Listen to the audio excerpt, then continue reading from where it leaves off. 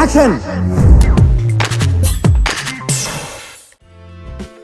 Ballari mining king Karnataka మాజీ మంత్రి గాలి జనార్దన్ రెడ్డి కూతురు పెళ్లి ఈ రోజు బెంగళూరు ప్యాలెస్ లో అంగరంగ వైభవంగా జరిగింది. నోట్ల రద్దు నిర్ణయంతో అందరిపై ప్రభావం పడిన గాలి జనార్దన్ రెడ్డి కూతురు పెళ్లిపై మాత్రం ఎలాంటి ప్రభావం చూపకపోవడం గమనార్హం.